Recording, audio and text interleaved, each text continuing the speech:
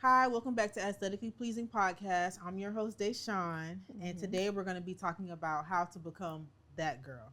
So before we start, I want to go ahead and shout out our studio. So this is the AV Podcast Studio. If you're looking for a space that has a lot of cameras, good lighting, and a good location, this is the place to be. It's affordable, it's aesthetically pleasing, and it's the place to be. So back to the episode. Today I have my lovely guest. Hey y'all, I'm Sherelle. How you doing? And tell us about your podcast. So, like I mentioned, I'm Sherelle.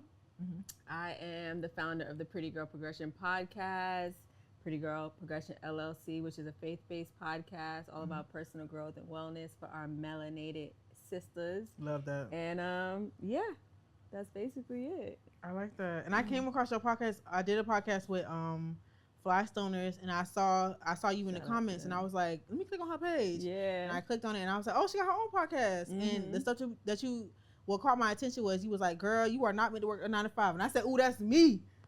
That's me right there. Release me from the shackles, Lord, please, because I still work a 9 to 5 right now, or 7 to 1, I guess. But it's like I still work that while building Pretty Girl Progression, and I'm just ready to be released from it. I ain't gonna hold you. And God gonna make a way every time. Always. But I thought it was dope because you're a Miami-based podcaster. So I was like, oh my God, I need to connect with you. Yeah. Yeah, I like your podcast. So I'm glad that we came together. Yes.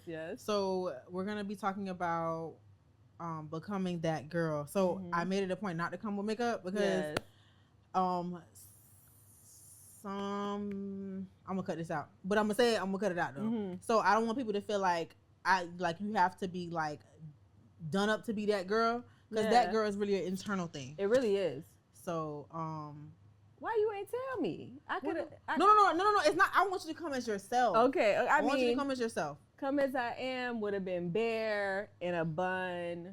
No, girl, no. Maybe matching in PJs, but I would have taken care of myself. No. That's just my preference today. I was just like, you know what? Because being that girl is a very internal thing. But I'll be extra. I ain't gonna hold you. But anyways, so when it comes to becoming that girl, I feel like you really gotta dig deep and figure out who you are as a person. No, you do. I always talk about this because even on the podcast, even just in general building PGP, people like to hear pretty girl and associate it with aesthetically pleasing, you know, physical, but it's all about internal, because you got to be beautiful on the inside and it shines on the outside. Even the most, and I know it sounds bad to say, but you know, less attractive, whatever you want to call it, even though I know that beauty is an eye beholder, you still have to shine within. If not, then you just got an ugly spirit. So I love that you're having this conversation. And I think social media right now is forcing us to think that you have to like arrive and make it to this place, when really it's day by day, you know, test by test, trial by trial, and rising to the occasion. Yeah.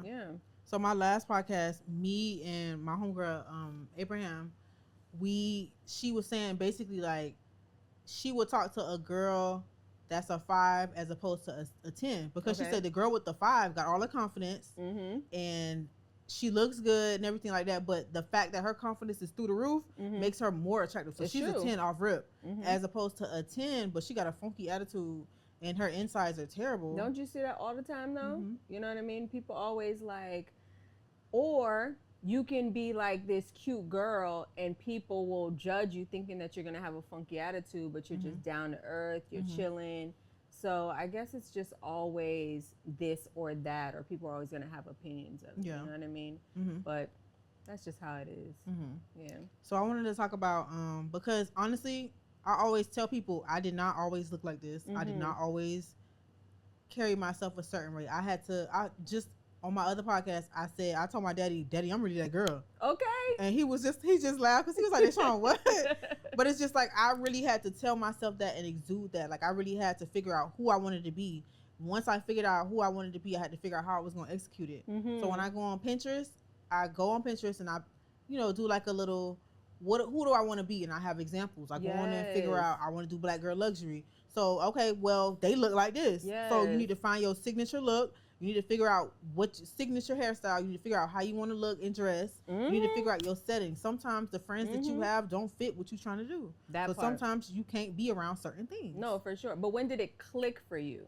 Because for me, it kind of started to click when, I want to say 27. I'm in my 30s. I'm 38. And I feel like around 27, it's like, okay, you got to be mindful of how you look. You got to be able to hit the gym. You got to try to eat right. Like, and plus, you just don't want to feel like no bum. You don't want to feel like a loser, you know, a slouch, a slug. So around 27 is when things started to shift for me. So when did it start to shift for you? I think, because I'm 30, so I think when I was like 24, 25. But me, I was just telling somebody this earlier. So me being a darker skinned woman, I feel like I had a different experience growing up on certain things, because back then it was not, being darker skinned, it wasn't like a walk in the park, if that makes sense. Like a lot of men was not with it, and a lot of girls was very mean. So, but now it's kind of different now. But I think when I was like 24, 25, I really was like, okay, I kind of want to change everything about me. Like get it, what is it called? An identity switch. On my Instagram, I do like little articles sometimes, and I did one about an identity switch. So basically, like, okay, well, I'm tired of being an underdog. Like, I'm really that girl, and I'm finna figure out how to be that girl. And that's really what it was, to the point where it's like, I don't even have to say anything. It's just how I carry myself, how I speak. Exactly. Absolutely. So it's just like, I don't gotta say nothing. It just oozes out of me. Yes. So being that girl is not just looks. It's very much everything else inside. And you know what's so dope about you? What I noticed, that like you engage in your stories and the articles that you talk about, like you give more than just the aesthetics. You give more, because you could put that ish on, you know what I'm saying? But you give more to think about, and, you know, switching your conversation so it's not just loving hip hop, for lack of a better word. Like you can stretch. So that's a part of becoming that girl too. Yeah. What are you reading? Who are you listening to? Who are your friends? That all matters. Yeah. And I think like, so me, I'm a very nerdy alternative rock girl. Say it loud and proud, girl. I can't wait to do an alternative rock episode. I've been planning it for a little minute. Like, cause I feel like I'm very diverse. Yes. So in high school, I was cool with the nerds. I was cool with, like, you know, everybody. So it's just like, I'm okay with being diverse. Not a lot of people can do that though. No, they can't. I was the same way. Like, I went to Norland Middle, right? I went to Norland High. You did? I went in 9th grade. So I went 6th grade, 8th grade, and then 9th grade, and that's when I moved to Pembroke Pines. Because I was like, Daddy, all these girls getting pregnant. I didn't really know what Birds and the Bees really was at that time. So I was like, I got to get up out of here, and I was gone. But I just always hung with the rockers or the kids who didn't get all the attention, because it's like, they was actually dope people too, you know? Yeah. That's why I feel like that's why you gotta diversify your crowd and who you are around. Yeah. So that's me, baby. I feel it. So, and I feel like being that girl is just like, sometimes you don't have to be like, how can I say this? You got to choose your battles with certain things. Because it's like, being a loud and confrontational woman is not always, oh God, it's my stepmom. Shout out to stepmom. Okay. Being a loud and confrontational woman, I feel like I had to learn this like the hard way. Like, I used to have a boyfriend, and he used to tell me, girl, you're mean.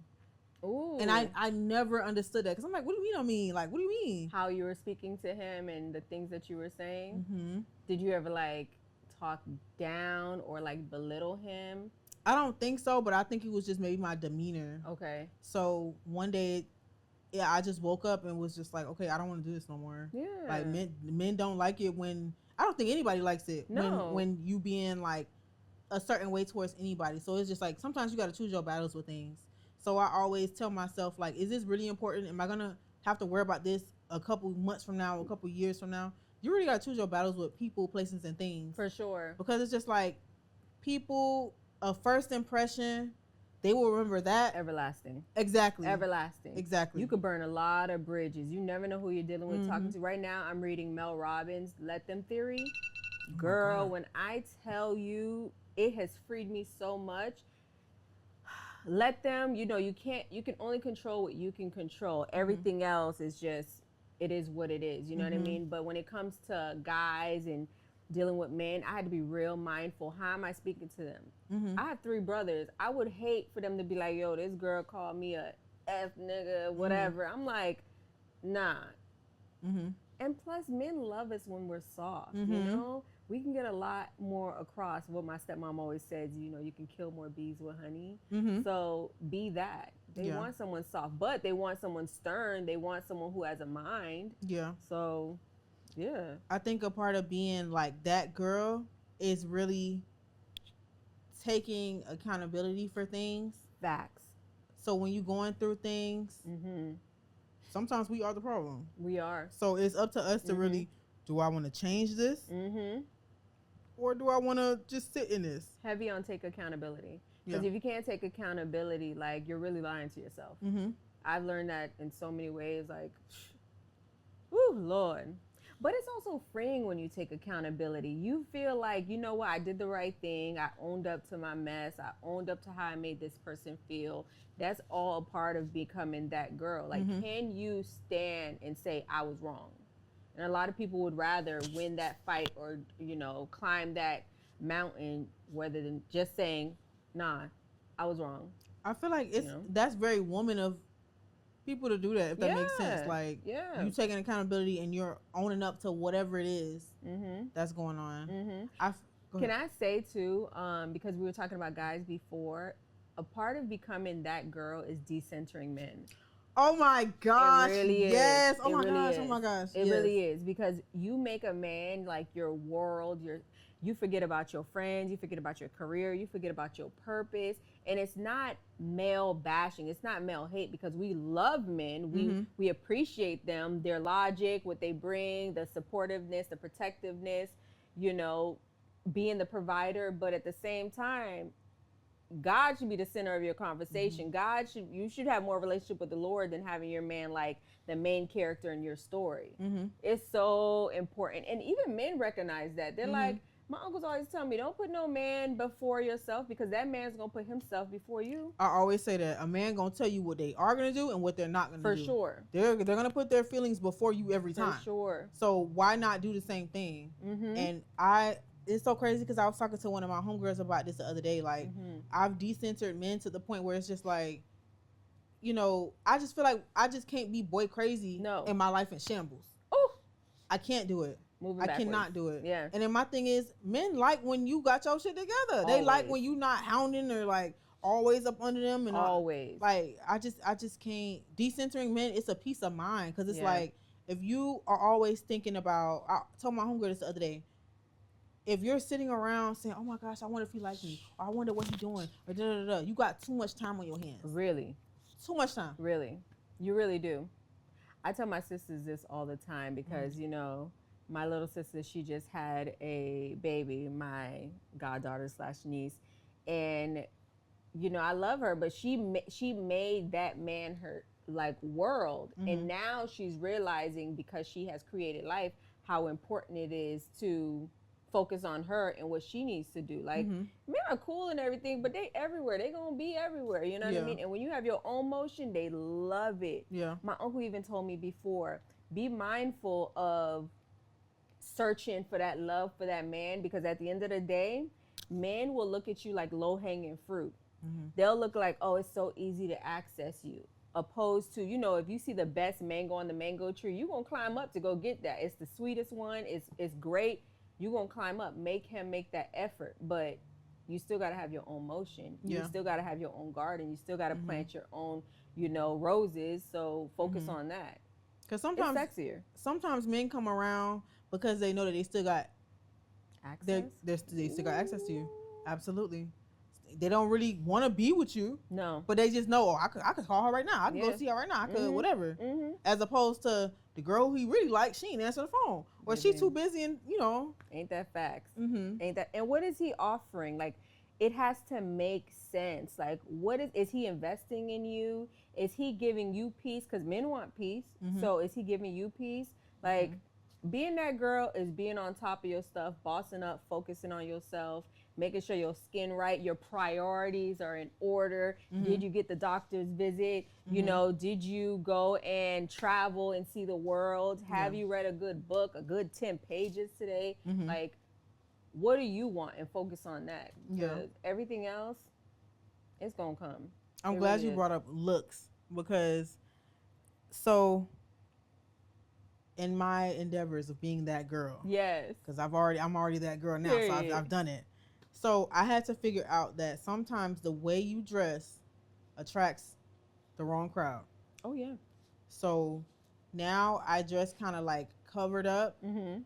I don't do the whole, like, I try not to dress too tight to, you know, because it attracts a different type of crowd. Oh, for sure. And then on top of, like, hairstyles, certain hairstyles I don't get because it attracts a different, because underneath here, I'm natural. Yes, same. And I feel like a lot of men like my natural hair. They love it. They love it. The more natural, the better, without saying, like, oh, I need my girl to be natural. Like, no, they just appreciate that you can turn it on, turn it off, and still feel confident. Yeah. You know what I mean? Like, I could appreciate that, too, for us. Like, we walk around, we want to be glammed and sexy or whatever, but what are you really putting on? Like, I got a little gut, and I know people go and try to petite shame me, like, oh, you're little, but I don't wear certain clothes because I got a little fupa sometimes, you know what I mean? So it's like, all of that matters. Having a signature makeup look, you know what I mean? Making sure my skincare routine is on point. All of that matters. I don't wear, like, loud colors anymore. I did the reds. I did the blues. I did, and there's nothing wrong with it. It's just that, what are you trying to attract? Or how are you trying to show up in the world? Yeah. You know? Do you do colors and all that? So this is the longest I've ever grown my hair out. So my hair is probably like, I'm natural, but it's probably like a little bit past my shoulders a little bit. Yes. So before I was natural, I used to have a shortcut, like little fade. Yeah. Because I have like nice, like curly hair. So I had waves and all. And I used to dye my hair pink, purple, blue, gray. Dyed your hair? Dye it. Like your hair, not the weave. Dyed and fried, yes. Woo. Dyed and fried. And laid to the side. Jeez. So I always was told, you look so good with black hair. It didn't matter if it was my hair, if it was the wigs. I always was told, because my hair is naturally jet black. Yes. So lucky. It ain't that 1B. No. Dang. So every time I wore black hair, I always got a lot of compliments. When I wore my natural hair and it wasn't dyed, I got compliments, because when you don't have no hair, it's just nothing but face. Yeah. So you got to dress it up at this point. Some earrings, some lashes, something. So how do you feel about, like, okay, so let's say it's a Saturday and you just know you got to run to the store and go do X, Y, and Z. How are you showing up in the world? I'm a sex girl. So if I know I got to go run errands, I'll try. Like today, I went to go take my dog to the park. I knew it was going to be hot outside. I was like, let me get a little cute little skirt. With like a active, like, you know, jacket or whatever. I'm a sex girl, so I do like little loungewear and stuff like that. And then when I go out, I'm trying more to, because my schedule be real busy. So if I'm going out, it's already pre-planned. I got my makeup appointment set. I already bought my outfit in advance, type of thing. I like to be put together, because you just never know. You see how you said that, though? That's a part of becoming that girl. You already had your schedule. You already organized yourself. You're going to put whatever you need in the car, so you don't have to come home, and you're going to still pull it all together. I'm a sex girl, too. That's what I did today. It's just so easy, though. It's so easy and so cute. Like, I love a good sweat, comfy look. You know, do my edges if I have braids. Put a little chapstick on, make sure the skincare routine, shades, no shades. I like I love being a girl. No, for real. I love it so because the men ain't got this, for sure. I love it so much. Jeez. But, and then I like neutral colors. Like, it's not too much. I like the nudes, the, you know, cute little pinks, maybe like a baby blue type of thing. Like, I like them because it's simple. Y'all, where my camera at? Y'all fashionistas, more power to y'all. I can't put no outfit together. Can't do it. I need a set. And if I do put the outfit together, it took me long as fuck to put the outfit together. I'm sorry, I can't do it. So who are like your inspos? Who do you look at and you're like, you know what? You know what I do? I go on Pinterest. I do a lot of mood boards. Okay. So if like, I'm having a yacht party on Saturday. What? So I made a mood board. Mm-hmm. This how I want the yacht to look. Yes. This how I want my bathing suit to look. This what I want on the boat. This what I want for the pictures. Like I do all that. Yes. And then prior to that date, I make sure I'm executing all those things. So that's really like what I do. You like manifest fast? Because you was like, I put it on my mood board and on Saturday it's happening. So I planned this a month in advance. Okay. So it is kind of manifestation. Yeah. It is. So, but if I can't visually see it, I'm not doing nothing. I'm not executing. So I have to visually see it. I save it on my phone. I put it as my screensaver, and then I go from there. It's not on my screensaver now because I'm done with it. So, but yeah, I do a mood board for everything. I do a mood board for New Year's. I'm going out of town to the Gunna concert. I did a mood board for that. Yeah. You got my outfit, the flight, the hotel, like everything I want to do. Like for me, I want to do the whole black girl luxury thing. Yes. So what's black girl luxury to you? Because I see it all over TikTok, and I have an idea, obviously, but I'm curious, like, what's your black girl luxury? My black girl luxury, it'll be kind of different from everybody else's because everybody's luxury is different. Yes. So I really like to be well put together. Yeah. Like how can I say this? I want to do nice things. Like it has to be aesthetically pleasing, if that makes sense. Like, but for me, I don't want to say the price don't matter, but it got to be within my budget and it got to make sense. Yes. Like example, like the Gunna concert, I want to stay at the W Hotel. I know how much it costs. I know how much overtime I got to do to get it. I know how much whatever. Like I know what I got to do to make it happen. Yes. And I do it within arm's reach. It's not no frivolous amount of bread. And I don't want to go to Gunna concert. I want him to see my face. So he's gonna see your face. I want to, make all that stuff happen. Yeah. So my black girl luxury is doing the things that I don't normally do, if that makes sense, within my budget and within my reality. Yeah. Because sometimes people be having these unrealistic as goals, unrealistic as like it just be too much. But at the same time, like you gotta be a little delulu, like you gotta walk in that of, oh yeah, I already have it, it's gonna happen, but you still gotta make the small steps to get to where you're trying to go. You can't just say I want $100,000 but there's no game plan. You can't say I want full-time freedom, but again, there's no game plan. Like, there's no faith without work. You gotta work. You gotta get up and get I'm telling you. Like my black girl luxury would be getting up, waking up, and really deciding what I want to do for the day. Yeah. It would be somewhere between going to the park, grounding in nature. It would be spending a day at Disney World. My niece is randomly saying, "Yo, we out." It would be. Sounds like peace to me. Sounds like just getting so up much and being peace. Peace. Philanthropy. Yeah. It would just be whatever it is I want to do when I wake up that day, I'm going to do it, and then have a business that can solely run virtually, where I don't have to like necessarily, I need people in order to make it happen. Like, yeah, we need people, but I want it to just flow naturally. And I want to get paid being myself. Like heavy on, that's my black girl luxury. Yeah. I get paid to be myself. Like exactly. That's literally it. And but you know what's crazy? Like in my past podcast, we talked about, I had said people think a lot of people will try to steal your personality and they don't understand that it took a lot to be me. They don't understand that I went through trials and tribulations to be who I am today. So for you to come and be like, oh, I'm this, I'm that, I'm this, I'm that, and you trying to steal my personality, baby, good luck, because these shoes is big. First of all, they don't even have heart to walk in the shoes. Okay? They don't even have heart to walk in the shoes that you put on every single day.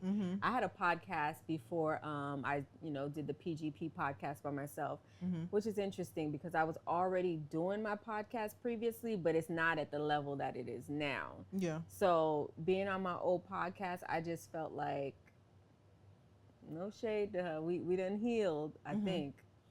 alone. But it's like, you can't be me and I can't be you. So that's just what it is. You know?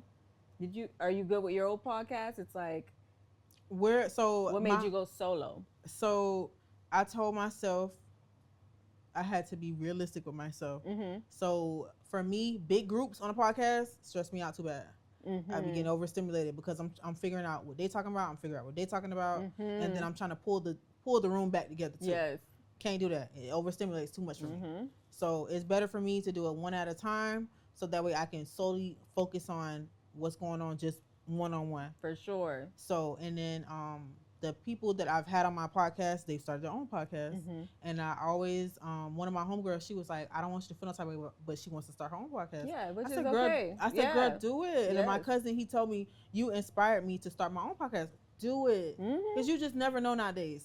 Do it. There's enough room for all of us. It is. You know, everybody's voice matters. Podcasting, if you take it serious, it's a $1 billion industry.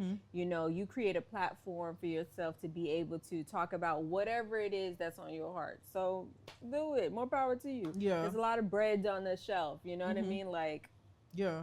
Do your thing. Best of luck to you. I like that though, because it's just like I'm doing what I need to do. Like, I want to bring awareness to things. And if I inspire you to use your voice to bring awareness to, or even, you know, just everybody's voice matters. Everyone. I'm not standing in the way of nobody wanting to do whatever they want to do. So everyone has a story. It does. You know what I mean? And everybody's story is important. Instantly, this is so random and not even on topic. I don't know why it popped in my head, but I've been watching NDEs. Do you know what that is? Near death experiences. Okay. And like, it just has enlightened me so much when you said everyone has an experience. It's crazy. It's just like, you know, something happens, you see the light, and then you come to the realization like, oh my God, I'm here for a bigger reason, a purpose. I was sent here on a mission. A lot of people can't do the earth space because it's too overwhelming. It's too hard. So it made me think of that. Like, so I'm here for a reason. So since you said that your podcast was faith-based, I'm going to take my testimony. You ready? Come on. Okay. So, I'm a firm believer in when you're breaking generational curses, you are going to go through a lot of trials and tribulations. 100%. So when I got the job, I'm in law enforcement. Yes. So when I got the job that I have now, I was a month in. And I was driving home from work, flipped off the turnpike into a ditch. My God. Yeah. So that didn't come. No. Okay. This just happened the other day. Okay. Wow. It was a Ford. You know them little trucks, the 18-wheeler trucks. The man pulled over. The car fell on the side. Yeah. So I climbed out the passenger seat. The driver's seat window didn't break. So but the passenger seat did. So I'm still in uniform. So I'm trying to climb out the passenger seat, and my duty belt is stuck between me and getting out the car. So I'm fidgeting. It's pitch black now. I'm fidgeting because I don't know where I'm at, what's going on, nothing. Fidgeting, trying to take my duty belt off. I take it off. I climb out. I jump down and I go up the hill because it was in a ditch. The man was he called the police and stuff like that. He's like, hey, I wasn't finna come help you because I thought you was dead. I walked away with a little scar, a little scratch. That's it. My God. I walked away with that. And I'm thinking like, what the heck? Like, that's crazy. Only God. So that happened in September, I think. October. Of last year? No. This was like 6 years ago. Whoa. So a month later, I'm back at work. Mind you, my car's totaled. Yes. So I'm doing a whole bunch of overtime, trying to get a new car, trying to get my life back in order. Yeah. Got a new car. I had to like hurry up and buy a car cash just so I have, transportation. Yeah. So I'm sitting in my car. It's raining. I'm in front of at the time I was staying with my parents. So I'm in front of my house. I'm on FaceTime with one of my coworkers. And we're on the phone. It was raining. So I was like, I'm gonna wait like 5 minutes, then run in the house. So we're on FaceTime. I literally answered the phone. As soon as I answered the phone, somebody pulls the door open. I'm getting robbed at gunpoint. And I'm just like, I can't catch a break. So I'm like, the man like, get out the car. And in a split second, you know how stuff be happening slow. Yeah. It was slow, and I'm thinking in my head, I could take him. But then I saw his gun had a laser on it. It was pointed at my chest. I say, nah, I can't take him, child. It's already pointed at me. So I just got out of the car. I went to my neighbor's house, and I'm banging on it because I didn't want to go to my house and they follow me inside. Right. So I run to my neighbor's house, and I'm banging on their door like, hey. I look down, there's packages all over the floor. Them niggas is out of town. They're not home. By the time I turn around, I see another car with their high beams on. I'm waving at them like, hey, this nigga's stealing my car. And I put two and two together. They're working together. Oh, the boy pulled off with my car. They pulled off with my car. When I saw that they were gone, I ran into my parents' door, and I'm banging on the door. Did not know how strong I was around that time. Banging on the door. I'm banging on the door so loud that I feel the door off the hinges shaking. And my stepmom answers the door, and she's scared as fuck. Like, what's going on? Yeah. And I told her what happened, and she just pulled me inside. I'm like, no, we need to go get them. Like, my adrenaline is just like, let's go get them. And she's like, no, girl, we need to call the police. Da, da, da.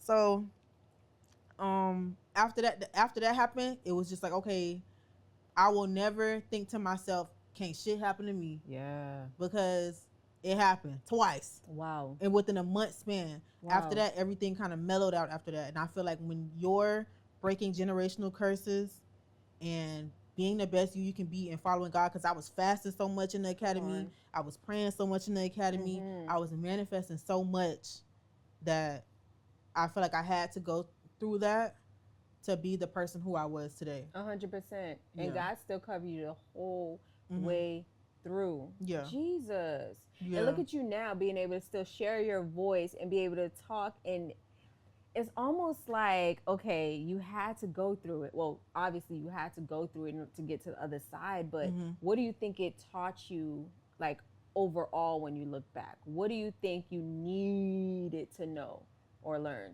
Was there anything? Honestly, when I was younger, because that happened when I was 24. When I was younger, I was definitely not going through life aimlessly, but I was just, thinking like shit can't happen to me. And my dad used to always tell me, every episode I talk about my parents, child, but my dad used to tell me, like, because my dad's he's in law enforcement too. And he used to always tell me like, Deshaun, don't think that nothing can happen to you. Like it happens to the best of us. It sure does. So it showed me that I'm one of God's strongest soldiers. I know that's right. That's what it showed me. Like I don't if I'm under pressure or if I'm going through something, I got a poker face on. I'm a solution-based person. Something happened, what we finna do about it? I don't have time to cry. I got to get this shit done. Now I got to tell you, I think when you're becoming that girl, you're dealing with everything internal. So it's like, how am I supposed to be this upbeat, positive person and I don't deal with the things that I go through mentally, physically, emotionally? How am I supposed to be a good advocate for it and I'm not dealing with my things too? Yep. Because how am I supposed to? God told me that I was supposed to work with women. God told me that not just in the city, but the world. Like, but even on the flip side with my mom had me at 15 years old. So my oldest brother, she got pregnant at 12 with all with my dad, pregnant at 12. Had my second brother at 13. Pregnant at 12, gave birth at 13, my second brother at the age of 14, me at 15, and my other brother around 16 and a half, all my dad. My mom is a child, first generation Haitian coming from, from Haiti. So it's like, she was still a child, So my mom went to go live her life, do her thing, be a hot girl in the streets, and my dad took care of us. It wasn't all bad. Like, he really was a provider, a protector. But when you start getting high on your own supply, things turn. Yeah. So my mom, she just wasn't there for me. She didn't teach me how to become a woman. Really, I give a lot of credit to my stepmom, who ended up being with my dad. Like, she told me the difference between Ajax soap and Dawn soap, okay? Yeah. She taught me how to clean my panties. She taught me how to show up or not just clean the house, but cook or just be a woman. And my mom didn't. And I don't take nothing away from my mom because she was a woman and a girl before she became my mom. Yeah. And I just choose to look at it that way now. Yeah. Thank God. But it just be like that, Yeah. It was hard to deal with it and talk about it in the past, but now it's like there's girls, boys who have really been violated, really gone through some nasty, crazy, foul stuff, pregnant by their abuser, all the things. So it's like, yeah, I just got to thank God that I'm still here. Yeah. That's it. I think that to get over your trauma, you do have to talk about it. You have to go through it. I remember I was talking with somebody, asking their opinion about somebody who I was dating, and I didn't even need their opinion because the fact that I said it out my mouth, I was like, oh no. Yeah. So sometimes we need to talk to somebody about this. It could be, as you said, a therapist. Yeah, Sometimes you just need somebody to just sit and listen. I don't need no feedback because 9 times out of 10, I already know what my answer is. I just be needing reassurance, or I just need to hear it. So sometimes dealing with your trauma, you really got to deal with it head on, and then you got to forgive these people. You have to, because forgiveness is for you, not for them. Yeah, it really is. It sounds like cliche. It sounds corny. It sounds like, how could I? But eventually, you'll get to that point. You know, whoever's going through, you will get to that point, because if not, if you don't forgive them, it's literally like a cancer eating at you, chipping at you. You got to look at this person and feel disgusting. No. You're not going to take my power, because the enemy at least got a glimpse of, okay, your daddy did this to you. Your mom, wasn't there for you. Oh, I got her. I can get her. I can touch her. Yeah. And it's like, no. Don't give the enemy power. What are we here for? We're here to learn. We're here to grow. We're here to evolve. We're here to be better. And that's just what it is. Don't stay silent about it. Yeah. I remember me because I do a lot of healing journeys. So I feel like when I was doing my healing journey, I always wanted to be by myself. And I remember my stepmom used to always tell me, like, the devil likes a stagnant mind. Love it. They love it. And my thing is, when I was by myself, the blinds wasn't open. I was just in my room all day. And then now, when I wake up, I open the blinds. Baby, let that sun hit your face. Yes, I make it bright enough. I start playing music. I start praying to God, thank you for because a lot of times we don't even realize we're standing in our prayers. Yeah. The stuff that we ask for, we're literally, and you could ask for this 2-3 years ago, and you're standing in it now, because we're on God's time and not ours. 100%. Amen. So I've learned a long time ago that you can't be, how can I say this? I'm alone, but I'm not alone, if that makes sense. For sure. So it's just like, I be on my healing journeys, but I be moving through life like, I got this. Yeah. Like, so becoming that girl, you really got to know the ins and out and accept you for who you is, because sometimes we're not good people on the inside. Ooh. Sometimes we got to change those bad habits and replace them with good habits. Yes. Yeah.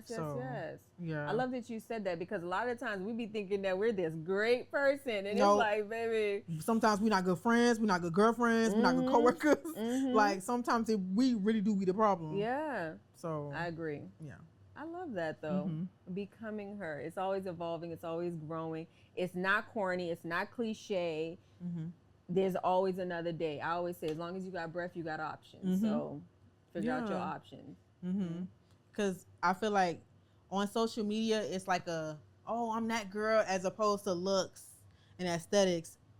No, because you could be that girl and terrible. Like, I had to learn, I did not always, when I first moved out to my new apartment, I could not sit home. And it was because I could not sit with myself. I always wanted somebody around me. I always wanted to go out, until one day I just stopped, and I sat and I wrote the pros and cons about myself.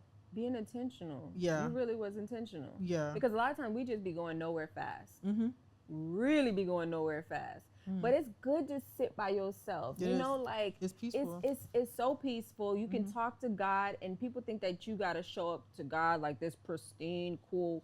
It's like, Lord, I'm going through it right now. I don't know what tomorrow's going to look like, and I know I'm not supposed to worry about tomorrow, but I can't pay my bills. I don't know how I'm going to, get to work. I don't know who I'm going to be late. Like, you just really got to sit and talk to the Lord. He literally is your best friend. When I be praying to God, I be like, it's me again. I'm sorry. I know you told me I do this the last time. And he loves it, though. I really believe Christ loves it. He's just like, yes, come to me, talk to me, be there, sit with me. Because your friends, as much as we love our friends, they don't understand the chambers of your heart. They don't understand the deepest, darkest secrets. They don't understand the things that you feel shame about. You know, they don't get it. So who else you gonna go to? The Lord. Yeah, for sure. Yeah. Okay. So Get I you had some to, of Jesus. I'm telling you. No, for real. I had to really sit with myself, and I had to learn to be in solitude with myself. Yeah. So now, baby, I be home with my feet up. Okay. Watching my little movies, my enjoying little that rent. Exactly. Okay. Exactly. I love it. I love it so much. And even with becoming her, you feel like a boss babe. Like I got my own, I can pay my own rent. You know what I mean? I can decorate my own space and make it my sanctuary, my safe haven. Like that's all ties into becoming that girl. Yeah. Getting your mind right, your body right, your spirit right. It all flows together. Yeah. Literally. So I can't believe I was up on here. I done told you. That's good. But becoming that girl too is being honest. It is. And being honest with yourself. You know, like sometimes we like to just kind of keep certain things for ourselves, and like you give tidbits, but it feels good.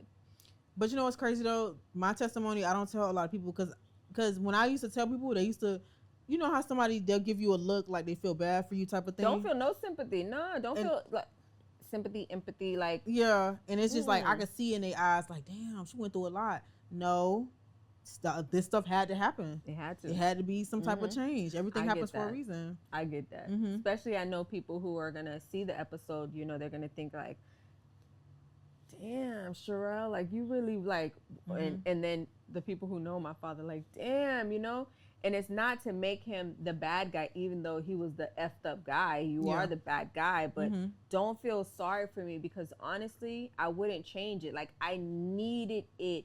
And it's like, you can't, how can I put this? You ever try to talk to people about the Lord and you end up feeling like you're convincing them? And it's like, no, if you know, you know. If you know, you know.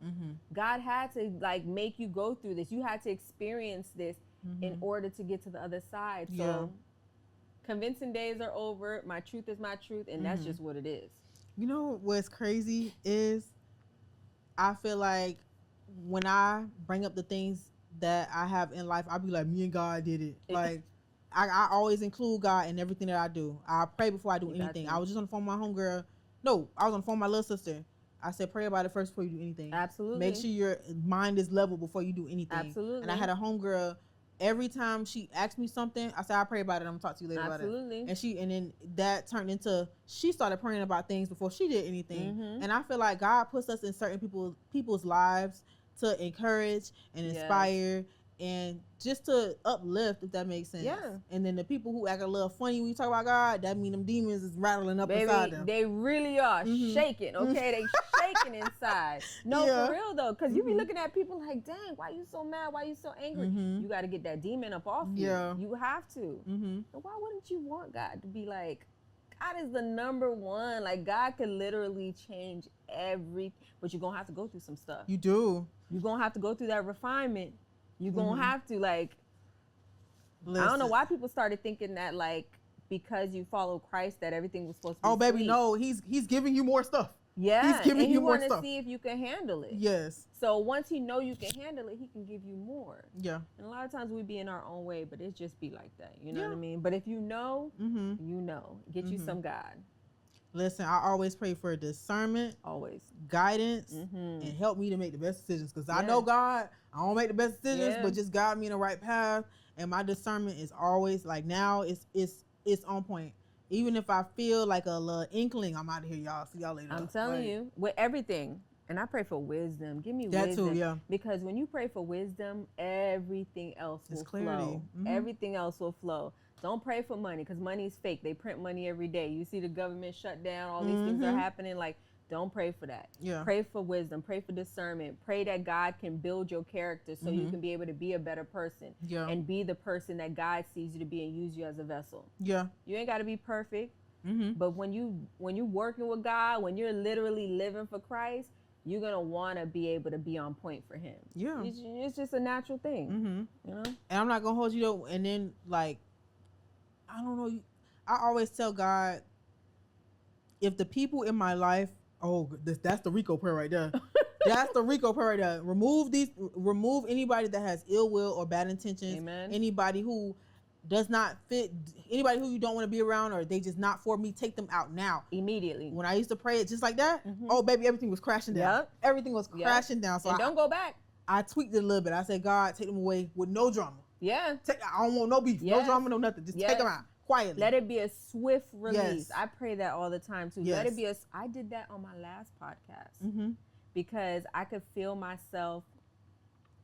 You know, when you said earlier, like who you surround yourself with, you don't know what those people are praying, who they're praying to, whether it be their babalaos, their orishas, whatever. You don't know what they got going on. Yeah. And then you hang around those people so much, it starts to warp. It just naturally starts to warp you. Man, when I tell you, I started noticing some things and I was like, hold on. Lord, I need you to cover me. I need you to protect me. I need you to guide me. I need you to keep me. And let this go swiftly with no damage to me, no hurt to me. And God did it. Yeah. Baby. Yeah. I always, because I'm not going to hold you, like, sometimes the people that you're around, it's not you and you're not them. So it's like, I may have goals of having this big podcast, broadcasting everywhere. They may have goals of just living a regular life. Yeah. They may have goals of going and doing certain things. That's theirs. Oh yeah. They're not like, one of my homeboys was like, you never thought about having like a set people on your podcast? I said no, because they're not gonna see how much I love my stuff so bad. Yes. It's not gonna be the same. Yes. They thinking, oh, this is just a hobby. Baby, no, this is what I like to do. This is work. Exactly. This is really work. It is. You know, to the girls, you ever get people who say, oh my God, how do you podcast? And what do you do? And how can I do it? Have you gotten that yet? And you just like, at this point, there's this book that I give them. It's basically like the art of podcasting. Go read that short book first and then go see if you really want to podcast, because the cameras cost, the studio time cost. I tell you this all the time. The you being in front of the camera, you know, creating your outline, reaching out to guests, you know, everything like cost matters, and then there's even more detail it's time behind consuming. That. Yeah. What? Yeah. They just think I'm just here. No, girl. Like, everything's behind the scenes, and then editing. I'm editing my own videos. Kudos to you. Yeah. It's a lot behind the scenes, and then mentally it's a lot too. Yeah. And then on social media, sometimes when I be posting, like I'll go maybe 3-4 days without posting, just off. I'm tired of posting this shit every day.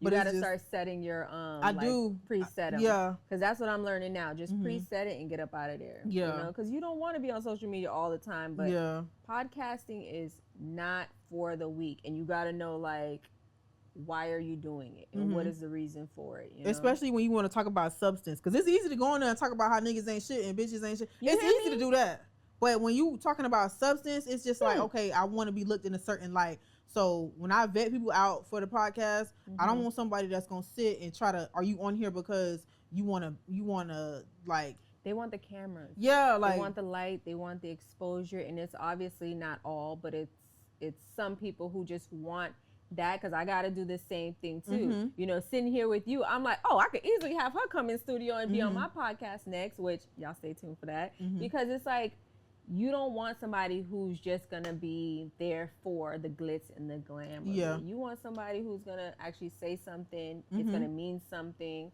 I don't talk about no extra hoopla like media stuff, and that's just me because I don't want to have to keep up with what's happening with the who's and da da da da da. Yeah.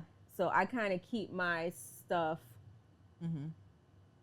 in a sense in a box. Like, okay, we could talk about some real stuff, but I'm not gonna give you a who wore what and who did this and Miami Tea page. Nah, we're not doing that. I think for me the best route so far, because I used to pay for promo. Depending on what I want to push out, I pay, like, you know, Instagram, like, pay for promo. But I've noticed when don't do it though. Go ahead. Well, how was it? It did work, but to be completely honest, the stuff that I put out and I was genuinely myself and whoever I was doing it with, it pushed out way more. That's what I'm saying. The promos on there, I've been there. It got to like maybe 2,000. I got one pending 10K right now, and the other one pending 6, and the other one I paid for was 2K. So it was just like, I'm on the right track. Just be myself at this point. Be yourself. Show up, and it ain't easy always trying to like show up authentically. And I say that because you ever got a film and you're just like, damn man, I'm having one of them days, and then you gotta go on there and you're trying not to be like, whoa me, but you just ain't feeling it, so it's hard, but you got to be authentic with yourself, because they can, sniff you out. They're going to know what's up, what's real and what's not real. Yeah. And I got to tell you little tricks for potting too. Yeah. Like there's certain things that you can do where you're going to get your organic followers, because I'm big on organic. We're not buying followers. We're not over here trying to trick the algorithm, but it's a way that you can literally grow your platform organically, and you'll be able to see and track everything. Yeah. Yeah. We'll talk. Yeah, you know what I mean? But yeah, like the first episode with Motive, I told him like, but I think this was off camera though. I was telling him like, people think podcasting is easy. And he's serious about his podcast. Yes, he don't play. I was on his podcast too. Yeah, he don't play. Yeah. So it's like I told him, this really has to be your life. You can't sidestep with this. Like it really has. You got to breathe this shit. Yes. Every time I see somebody on YouTube, hey, come follow my YouTube real quick. Like come listen to. I got this going on. Yeah. And to the point where it's like I'm walking around now and people are like, hey, I saw your podcast. Where? How? Yeah. Just to see. Am I on your For You? Am I on your Explore page? Am I on your For You page? Keep like, putting in that work. What's going on? So keep putting in that work. Yeah. That's it. That's what I tell them. Keep putting in that work. Some will like it, some won't. It doesn't matter. You're gonna find your tribe. It is what it is. Yeah. This is so good. Yeah, I said this yesterday. I was like, it was meant for me and a girl to talk. But I feel like I say this every episode because this was really good, and I feel like it was meant for us to sit and really trade off our like testimonies and everything like that, and like learn from each other. Which like, I'm so surprised. So it was great for me. Like, and whoa, Lord, I did that. You did. I did that. Your testimony is wild, but thank God you made it on the other side. Yeah, child. Yeah. So I feel like you got more up in there, but hey. Listen, I remember last year I said, God, take me off the strongest soldiers list. Okay. Please. But I've learned sometimes God has you in certain places for certain things. For sure. So yeah. For sure. So yeah. So we're gonna end the episode. We're gonna go ahead and close out. So if you want to reintroduce yourself one more time and your podcast. Okay. So again, y'all, I'm Sherelle with the Pretty Girl Progression Podcast. And thank you for having me on the Aesthetically Pleasing podcast. It was really good. Becoming that girl, sisterhood is important. So I appreciate you, and many blessings on your endeavor, and keep growing. Keep growing. Thank you so much. Yes. So I'm your host, Deshawn.